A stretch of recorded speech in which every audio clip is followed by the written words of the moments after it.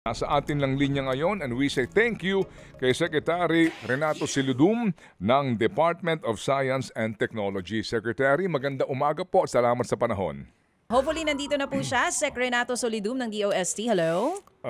Yes, good morning. Good morning. Yun. Sige, sige. Thank you. Sige po, baka tayo maputol pa. Sec, ito ho muna, no? Meron ho kayong pahayag over the weekend nga, no? Na kapag po nalublob sa tubig ang labi ng tao, kaninyo hindi po naaagnas ang mga buto. Pwede ho ba doon tayo muna magsimula po, Secretary? Please, ano po ang paliwanag ho dito? Kasi naman ang buto ay isang solidong material at ito ay talagang hindi naaagnas. At ang maagnas lamang ay yung mga flesh, no, mga fats na kadalasan makikita naman natin kapag sinauna na mga hinukay na mga taol ay buto na lang ang nakikita. Ito po yung dahilan sa decomposition o pagkaagnas. At ito po ay napapabilis kapag may oxygen. Tulad po ng mga dahon na nahulog dyan sa Taal Lake. Pag nahulog po yan, naagnas po yan. Pero pag sumobra ang dami naman ng mga dahon at mga feeds, nauubos yung oxygen sa ilalim ng Taal Lake. Kaya nag-iiba ang kondisyon sa ilalim noon. At doon ko binanggit noong Sabado nga na yung ilalim ng Taal Lake ay wala masyadong oxygen. At minsan kapag ganon, baka mahina ang mabagal ang pagkaagnas kung nahulog doon. Opo, so kaya ho ba nagkakaroon po ng fish kill? Ganun ho ba yung Secretary? Tama po yun. Kung mapapansin nyo, paminsan-minsan sa Taal Lake, nagkakamatay yung mga isda sa kadahilan ng pag kunyari may biglang buhos ng ulan bago lang ang start ng rainy season, yung malamig na tubig pupunta sa ilalim, madi-displace niya at mapapaangat yung tubig sa ilalim ng Taal na wala masyadong oxygen at umabot sa mga fish pens and cages, nagkakamatay ang mga ito. So dito po sa usapin nga po ng mga labi umano na itinapon dito po sa Taal Lake, meron ho bang kaibahan ang tubig sa Taal Lake, considering po na ito ay nasa malapit po sa bulkan at sa pangkaraniwang pong lake water, sir?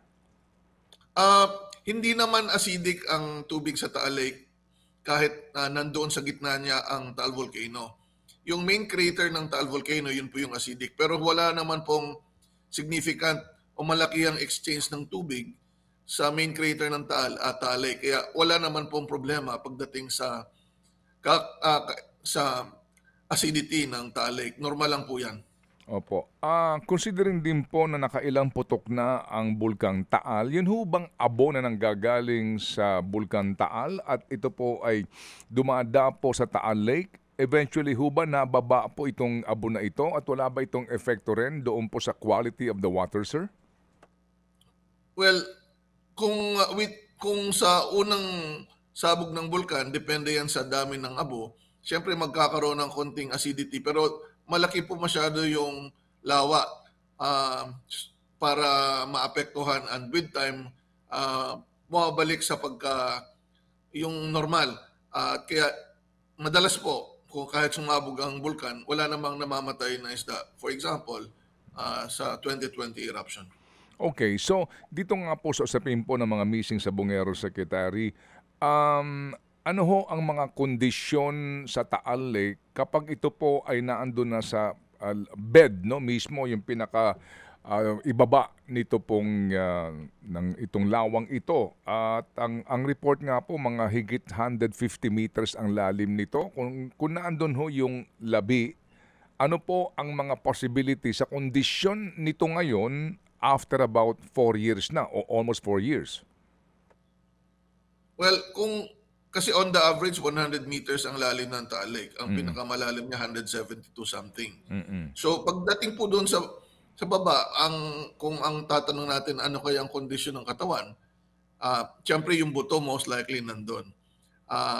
Kung may posibilidad ba kaya na meron pang flesh, no? Kaya lang, maliban doon sa kondisyon na baka magpabagal, hindi rin natin pwedeng isang tabi yung anong gagawin ng mga isda doon sa mga ganong katawan. So, ang most likely, makakakita tayo ng buto. At kung may damit, palagay ko, makikita rin dapat. Opo, opo. So Sec, kung sakasakali po no na yung po yung sitwasyon doon sa ilalim po ng dagat, paano po yun ho bang eksaminasyon nitong mga labing ito? Will that be a factor ho sa kapag ho pinag-usapan na yung identification? Well, sa forensics na po ang ang bahaging yan, siyempre kung may sukat yung tao, yung height niya, kung may dental record, at ano po, pwede pong at least ma-describe ng forensic scientist yung mga yon para i-match doon sa mga suspected nilang nawawala. Okay. So Sec, dito po sa binabanggit nyo na hindi po naman na nalulusaw ang buto ng tao. As in, dito ho, regardless kung wala siya sa dagat o nasa ilalim po ng dagat, taon po, ilang centuries man bibilangin bago malusaw yon. As in, ganun po talaga katibay ang buto ng tao? Opo, matibay po yung buto ng tao. Kaya ang talagang challenge dito, kung hindi tukoy kung saan, kailangan mo munang tingnan ano kaya ang most likely na lugar na nandoon sila, at ang mga techniques na ginagamit dyan ay yung echo sounding. Ang pinakamaganda dyan ay multi-beam, no? Ibig sabihin may swath o lapad ka ng mga sound na galing dun sa instrumento. Titingnan ngayon kung gaano kabilis bumalik yung sound pabalik sa instrumento. Yung bouncing back distance ng sound ay magkakaroon ng 3D image doon sa ibabaw ng lupa, sa ilalim ng tubig. Meron tayong mga side scan sonar, pero mas maganda yung multi-beam nga, at meron mga companies na meron yan. Pero kung tukoy na, mas maganda rin. Pero wala tayo rito, yung mga remotely operated vehicle na may ilaw para makita kung ano talaga yung suspected area. At kung meron namang suspected na lugar, pwedeng sisirin. Yes po. Sec, si Chacha po ito. Sec, may nabanggit kayo na meron daw pong mga instrumentong pandagat, ang DOST, na originally ginagamit po for marine monitoring. Pwede po ba namin malaman kung ano pong instrumentong pandagat ito, yung tinutukoy nyo po? Yes. Kung mababaw lang ang tubig, ang pinondohan po natin at available po sa UP ito, yung tinatawag naming fisheye and ARAS, ito po ay mga underwater camera para ma-monitor una yung dami ng isda na nasa isang lugar ng mabilisan at pagma-map out ng mga corals. Ang difference lang nito, syempre nasa mababaw na parte lang ng tubig kasi light sensitive yung mga camera ngayon. So depende po yan kung nasa gaano kalalim yung lugar na pinagsususpetsahan. Oo. But Kung masyado ng malalim, hindi na dapat kaya. meron ng lights at camera na underwater na papalublob. But is there a specific ito pong instrument na meron tayo sa DOST na pwede po nating gamitin for forensic search? Depende po yan sa lalim ng tubig. Kung hindi na umabot yung ilaw masyado doon sa depth kung saan, baka mahirapan. Kaya nga, ang next option dyan ay yung mga remotely operated vehicle o yung mga submersible na may lights and camera. Oo. Yun pong paghingi natin ng tulong sa Japan, malaking ano po ba yun? Malaking kumbaga tulong din dito sa paghahanap kung sakali magsimula na po itong pag-dive ng atin pong Navy and Coast Guard dyan? Kung ang ibibigay ng instrumento yung mga ROV, yung remotely operated vehicle, camera and lights, makakatulong yun sa mas mabilis at mas safer na paghahanap. Meron ho bang equipment, Sec, na kahit na nakalibing sa abo, sa kung sakasakali, yung mga labi, pwedeng makita, parang meron pong x-ray capability yung makina or camera?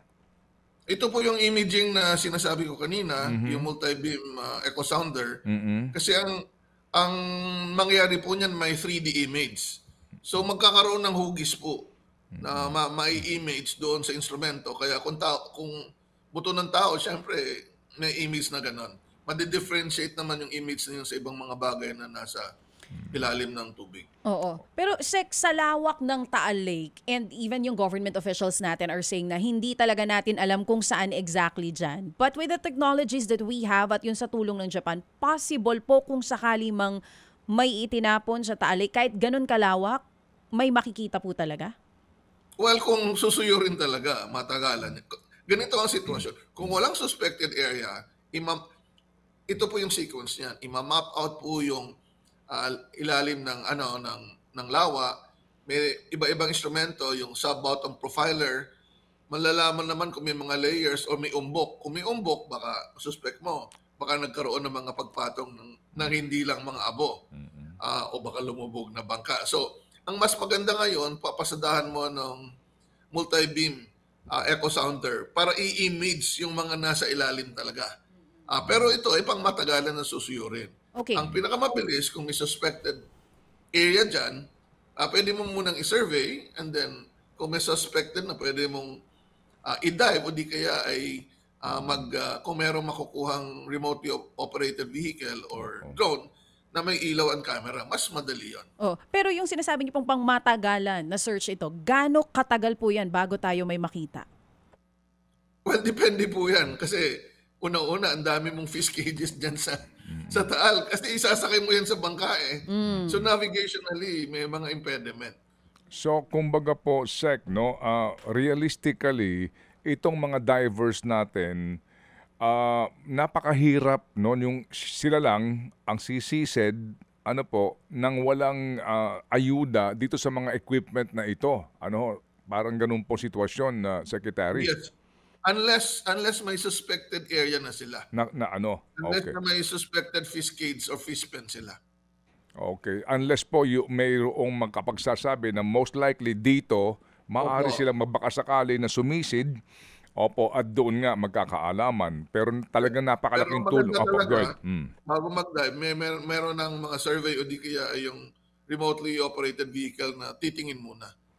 Ano ho bang kaibahan nito pong Taal Lake? Yung kanyang tubig, yung kanyang visibility, yung turbidity po ng tubig sa dagat po na alat?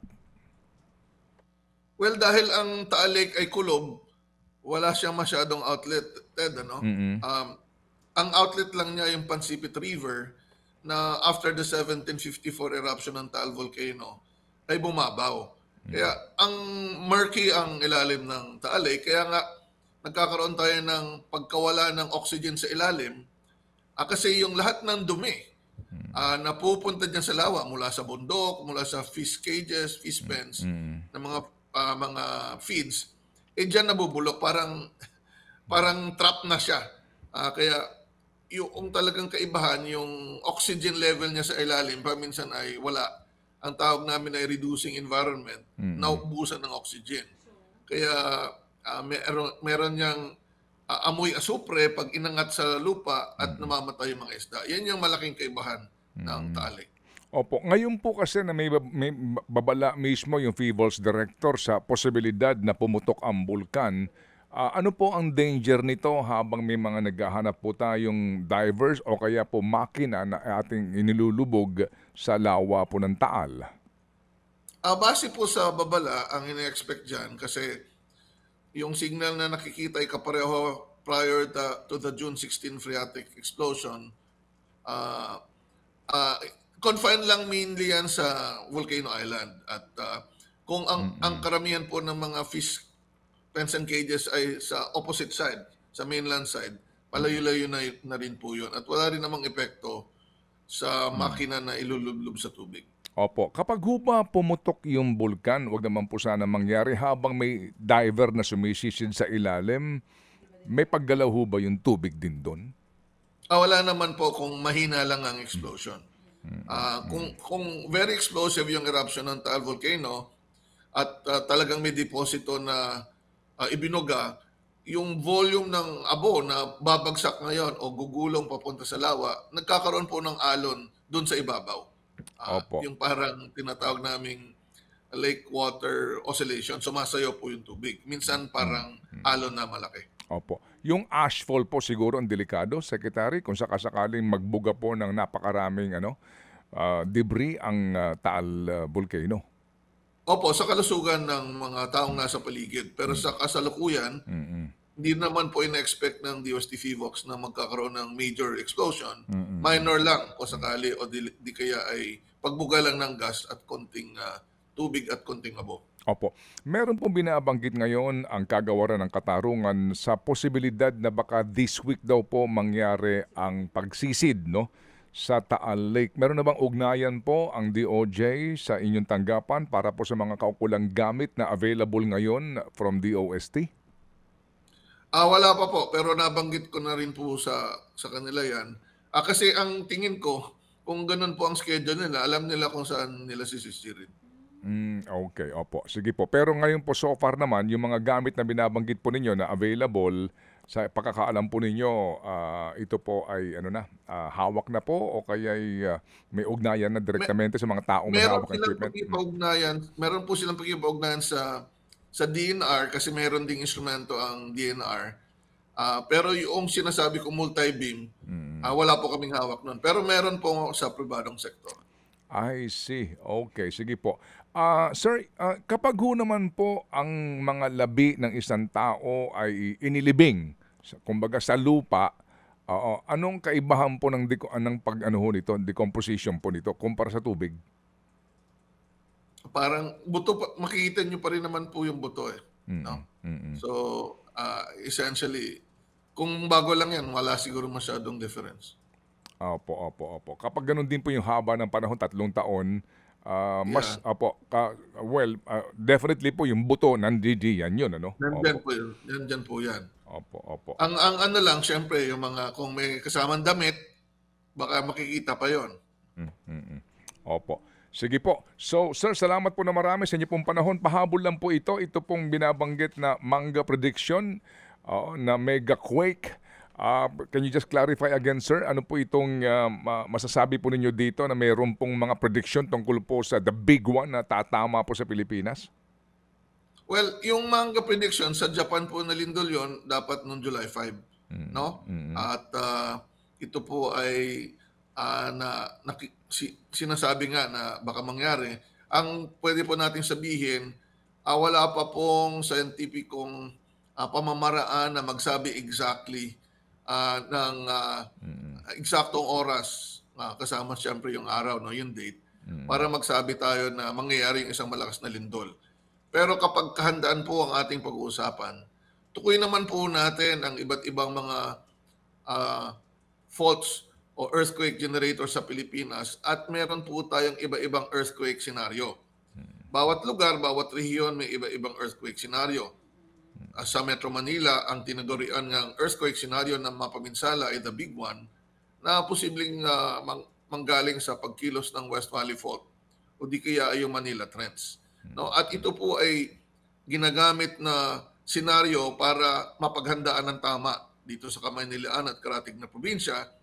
Para naman sa ibang rehiyon o probinsya ay meron din silang ibang earthquake scenario. So posible naman po na talagang pwede tayong tamaan ng malalakas na lindol. Ang importante lang ay hinahanda natin ang ating sarili, pamilya at ang ating mga gusali at infrastruktura. Pero yung magsasabing mangyayari yan bukas, mahirap pong mapaniwalaan sa ngayon dahil wala pa pong ganong scientific method. Opo. Ang ating mga siyentista can only at least estimate parang ganun po yung yung panahon na posible na mangyari. But definitely, yes, may long term, medium term to long term forecast. Pero yung short term, ito pa ay ginagawa ng sensya kung kaya talagang very short term. Opo. At dito po sa atin, nakailang na ho kayo dito, ulit, Secretary, itong the big one na ito, sa short term kaninyo, kasi nga, di ba nagbilang na ho kayo ng ilang centuries magmula ng... Opo. Kada 400 hanggang 600 taon, kumikilos ang West Valley Fault. So, hindi naman exactly yung number, may range po yan. Pero kung titingnan natin yung huling malaking lindol na nanggaling mismo sa West Valley Fault, mga kalagitnaan ng 1600 yan eh. 1648 ata yun, no? So ibig sabihin, malapit na tayo doon sa lower limit. O kung na 400. Kung beyond 400, up to 600, matagal-tagal pa. Pero ang tanong, hindi ba dapat kailangan na nating paghandaan to kasi baka mangyari sa ating generation? At ang kahandaan sa lindol hindi overnight. Matagal pong kahandaan yan at pagsasaayos ng ating mga gusali at mga infrastruktura. Opo. At dito po, dapat makinig po tayo sa mga siyentista kasi sila po talaga ang nag-aaral tungkol po sa mga bagay na ito. Salamat po muli, Secretary, sa inyo pong panahon na binigay po sa aming programa. Mabuhay, sir. Maraming salamat din, Ted at Chacha. Opo, thank you. Si Secretary Renato Silidum, ang kalihim po ng Department of Science and Technology.